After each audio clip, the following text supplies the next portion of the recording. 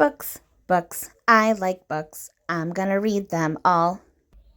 Hi readers, Chris here. Welcome to my channel where I talk about fantasy, Stephen King, all sorts of books, and today I'm going to be talking about my worst books of 2024. Yes, still doing 2024 wrap-ups because, hey, I'm behind, but that's okay. If you've been watching my videos, you'll know I was sick for a really long time.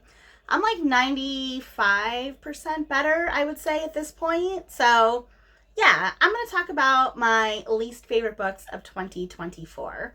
As always, this is just my personal opinion. So if you like any of the books that I mentioned, I'm sorry. That's just me. That's the beauty about reading, is that we all have different opinions. So just because I don't like something doesn't mean you won't. So as always, I would encourage everyone to make up their own minds.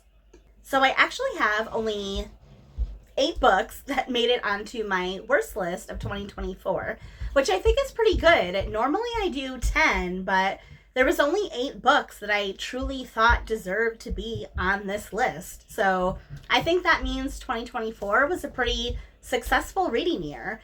Now, because I don't want to be like too mean, I'm not going to rank these. So I'm just going to talk about them in the order in which I read them.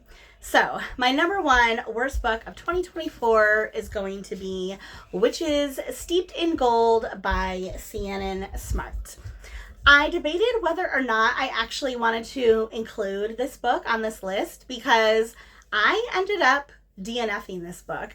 And if you know anything about me at all, like, I don't DNF. This is the first book that I have DNF'd in like 10 years, I want to say. Like, since I've been on BookTube, Bookstagram, I have not DNF'd a book.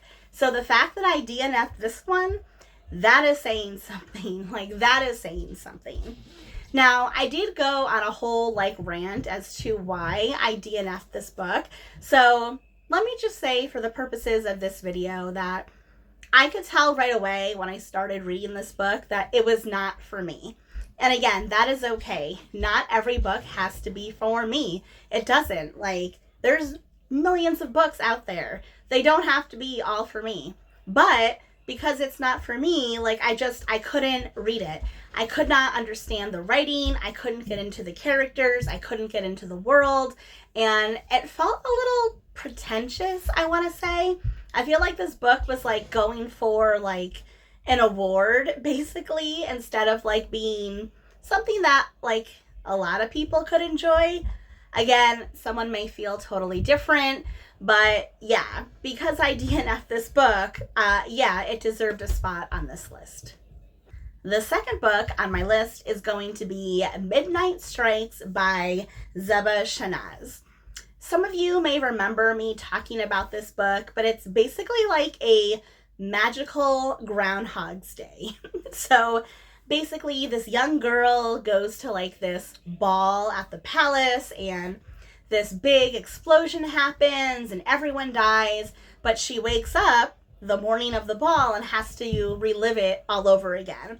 So basically she gets stuck in this time loop where she's trying to figure out like what happened, who set off this bomb, can she save everyone from dying, but also like the royal family that got killed may not exactly be like the best people, so there's a little bit of a morality question in here.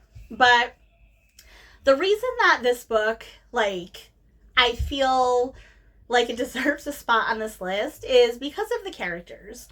First of all, our main character is very much like a generic YA female fantasy character. So, like, you know, not special, but she's obviously special because she's the one that's stuck in the time loop and she's the one that has to save everyone. The thing that really threw me off is that in a couple of her loops, she tries killing people, and I don't know, just personally, anytime a character like takes the life of another character, I feel like there should at a minimum be some sort of like, oh, should I really do this? Like, there should be some question as to whether or not that is morally right to do. This character never even questions it. doesn't question it, doesn't feel bad about it. It's just like, yeah, I killed all these people, let's move on. That really rubbed me the wrong way because I don't think that sends a good message at all. So yeah, this book ended up just being really weird, so that's why it's on my list. Next up, maybe a bit of a controversial choice, but the Vampire Diaries by L.J. Smith. So this is actually a collection of the first two books in the series, The Awakening and The Struggle. And I was kind of going back and forth on whether or not I wanted to include this on my worst list. But after talking to some of my book friends, I decided that, yeah, this deserved a spot. Mostly because of the main character, Elena. I don't know if you are familiar with the book or the TV series, but I feel like this is one of the few times that the TV series is actually better than the book.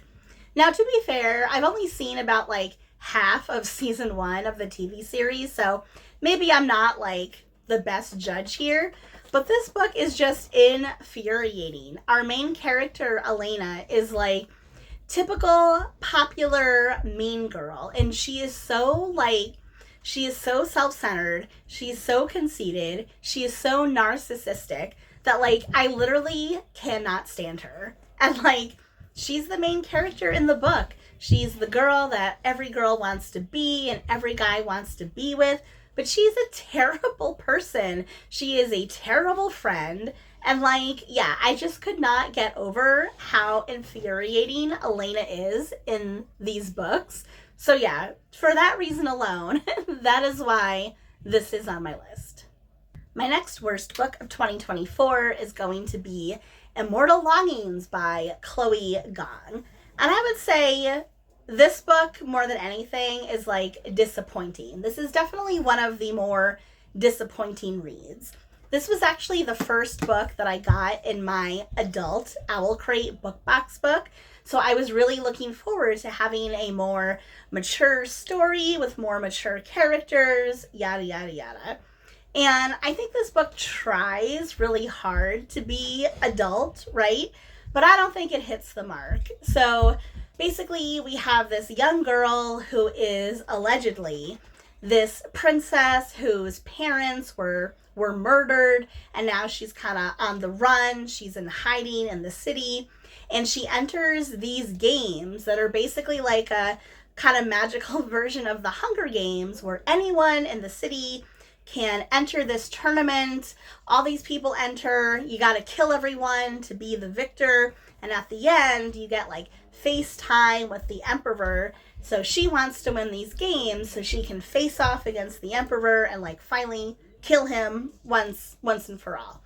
Yes, we have another story that is focused around killing people. Now, along the way, she meets this guy, and he is in the tournament not only to meet the emperor, but there's also a cash prize, and he has a fiance who's been in a coma, so he wants to win for her, and yet somehow these two meet each other and fall in love, which again, I found really weird. There's a lot of things about this book that I find really weird. There's a pretty big twist that we find out about the main character like halfway through the book that kind of recontextualizes things, but also at the same time kind of doesn't make any sense because, again, we have a situation where we have a character who's going around killing people and has killed people in the past and does not feel any remorse about it whatsoever. Doesn't even question if that was a good idea or not. It was just like, yeah, I straight up killed these people. So what? And again, I don't know. That just rubs me the wrong way. So there's a lot of things about this story that I find really bizarre. I've done a whole deep dive on it if you're interested. But yeah, this definitely was a disappointment, especially considering it was the first adult Owl Crate book box book that I read. And before I get into my next book, Swiper wanted to say hello because she just got up. You were sleeping and you just woke up, so you're probably hungry. So I'm going to have to go feed her, so I'll be right back. My fifth worst book of 2024 another book that may be a bit of a controversial choice, and that is going to be Shatter Me by Tahereh Mafi. I know this book is popular, this series is popular, and I have had a couple people say to me that Shatter Me is not the greatest book, the greatest start to the series, but that it gets better. I really, really, really want to believe that. So if someday I find the sequel to this at like a book sale or a bargain bookshop, maybe I'd pick it up. But I have to say, this first book in the series really did not do a lot for me. So we have a young girl who's basically in this prison, and she has this power where like she can't touch anyone or like they'll die, allegedly. I have so many questions. So many questions. How did she get these powers? How do these powers actually work? Like, what does it really mean? Yada, yada, yada. And that's the one thing I find so annoying about this story, is that it does not answer anything. It does not answer anything.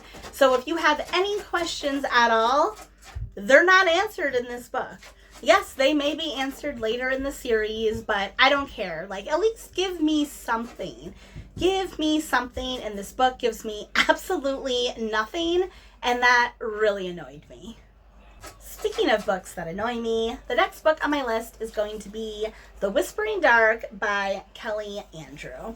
And again, I do feel a bit bad about putting this book on my list. But again, I can't help how I feel, because I feel like this is another situation where I don't think that this book was for me, which again is totally fine. Not every book has to be for me, but it does mean that I didn't really enjoy it. So the reason I really wanted to like this book is because our main character is hearing impaired, and she does have a cochlear implant. But I thought that it would be really interesting and a really cool setup that we have a character, a main character, who is hearing impaired, but yet she hears the voices of the dead. Like, that sounds cool, right? On the surface.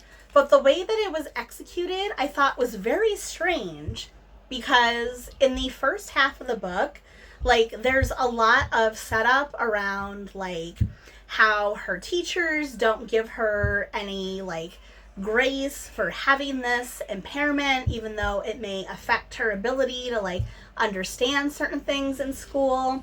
The way that she communicates with her fellow students, with her love interest, like there's a lot of time and effort put into that.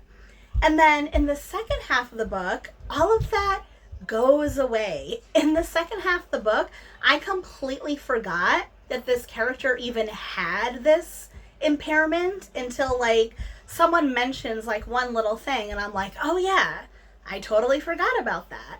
And I thought that that was really weird.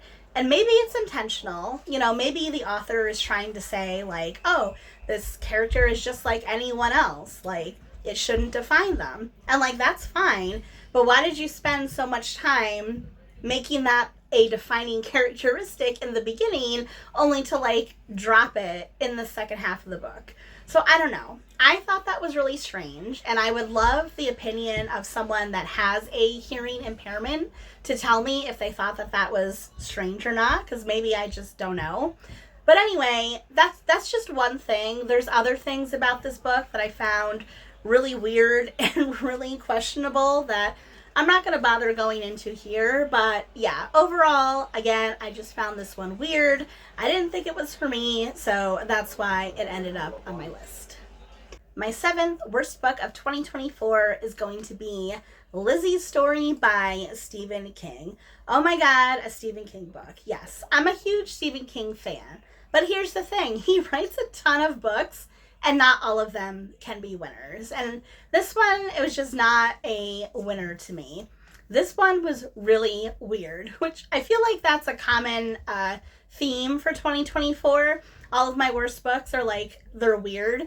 And this book is definitely weird. Again, I've already done a deep dive on this one.